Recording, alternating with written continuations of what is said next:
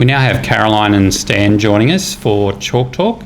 And Caroline, have you been involved in any enrichment activities or program outside of the academic side or academies that you've enjoyed or you've just tried? So BDC has a wide range of enrichment programs that they have on offer. The performing arts programs, sports academies such as basketball academy, netball, golf, football, and more recently AFL, as well as the high performance program. And each of these enrichment programs allows students to grow outside of the classroom and develop their talents and pursue their passions in a supportive environment. Since Year 7, I've been part of the high performance program, and I joined that program because of, at the time, I was doing gymnastics and surf life-saving and long distance running, but more recently I've shifted more towards touch football.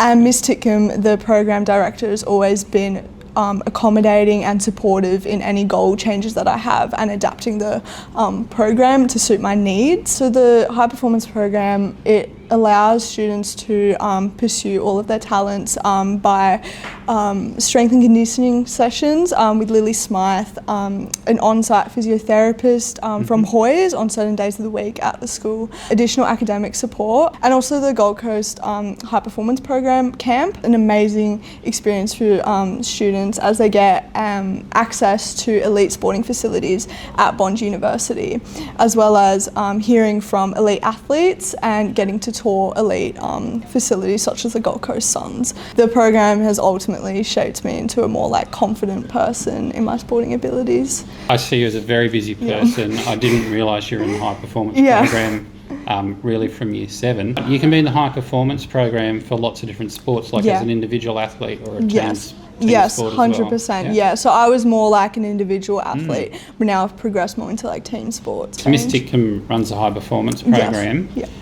Is there a component you enjoy the most?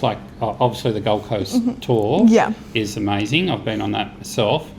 Do you enjoy the strength and conditioning? Do you enjoy flexibility or the nutrition side? What else do you enjoy?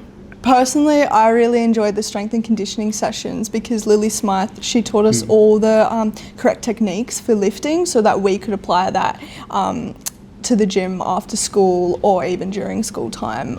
If we had a free, we could go to the gym as well. And she'd always change up the sessions as well. Yeah, so it was entertaining. It wasn't just the same thing over and over again. It was good. With the busyness, and I see, you represent the school at Anzac Day and services and things like that as well.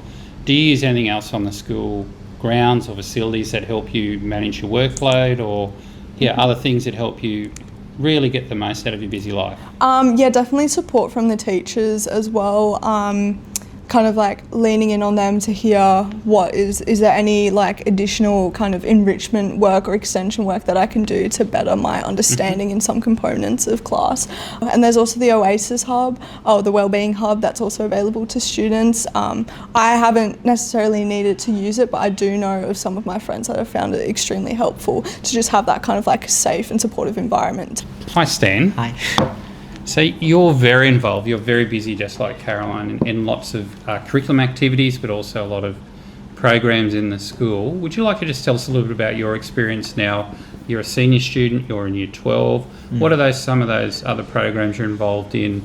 And in particular, have there been a couple of academic courses that you've really enjoyed as you've come in from Year 10 to 11 or into 12? Since Year 7, I'm pretty sure that's when the Dance Academy was first created.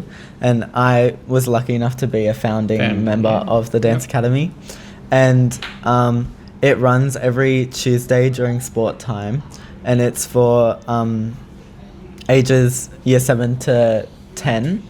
And Year 11 and 12 do get to be a part of Dance Academy performances, but due to our changed timetables and class restrictions, it's hard for us to make every rehearsal. Yeah. But Miss Hannah Johnson, the dance teacher, is really lovely and so supportive of the performing arts and our dance careers.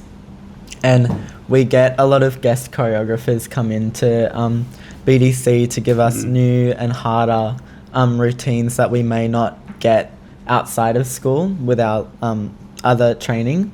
And we get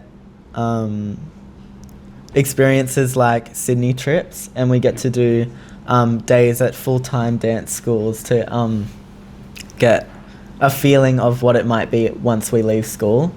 I've been very fortunate. I've seen you audition. I've seen you perform. Outstanding.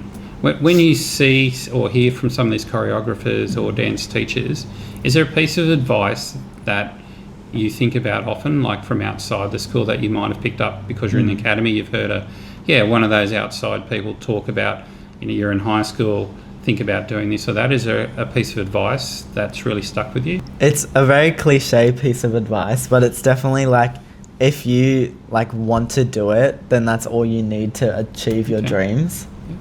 And like, you should never doubt yourself on your abilities, and trust within your ability that you can make whatever you want to happen.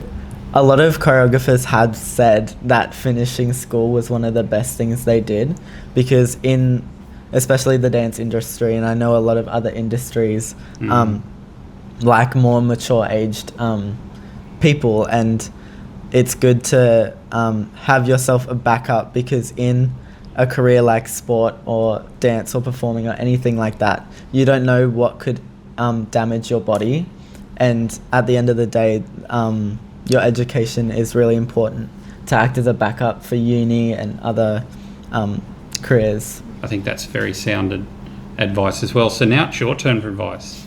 We've got year 10 and Mrs. Ryan's doing lots of work, like with the year coordinator as well, and they're starting to get excited about what they might choose for year 11. Some are already in accelerated programs, but can you think of one or two pieces of advice you'd give a current year 10 student as they're about to select subjects? This is also a cliche one, but pick subjects based on what you like and not what your friends are doing, because you don't want to get caught up in a subject that you might not have an interest for, which like leads you to losing motivation for the subject, and it like can end up being something that you dread, or a reason you don't like coming to school that day. Picking subjects that you really enjoy, and also looking forward into the future for like prerequisites and like the courses that you need to do to get into what you want to do.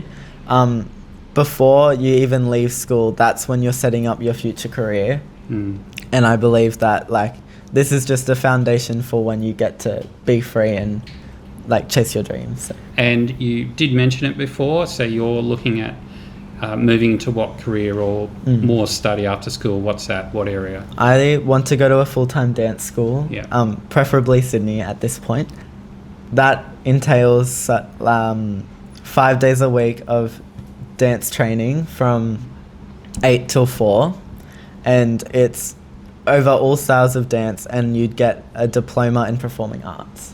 I know you're committed, and I know you love your dance, so I wish you all the best for that goal. Thank you. And now it's your turn for some advice. What would you recommend to our Year 10 students as they get excited and look forward to subjects? Yeah, so I really want to study medicine after school. So in Year 10, I already kind of had an idea of what I'd like to study after school. And I knew lots of other people didn't necessarily have that view as of yet, and that's totally fine. Like in Year 10, you do not need to know what you want to do after school. But for me, a tip that helped was kind of knowing what area I wanted to go into. Just in general, for me, it was like healthcare that I wanted to go into. So I knew that subjects I need to choose would be biology, chemistry, health and movement science, those kind of like health related subjects. Really good tips, especially if you're aware of the area you want to go into. But as you said too, it's okay if you don't know. Yeah, it's totally okay if you don't know what you want to do. Choose what things you are interested in, and get some good advice off your careers pathways coach. But also, I think from here, if you've got questions, you should always talk to your parents. Get some direction, talk to the school teachers and the careers person as well. And I would just like to say before we head off, obviously thanks to Stan and Caroline, but also to all of our families out there who might support us for work experience, work placement, the different employers that come in and talk at lunchtimes and share your experience with people like Caroline and Stan. It's a new world when you leave school, as we know, so all of that makes B2C a great community, and thanks for helping us with our different careers pathway programs.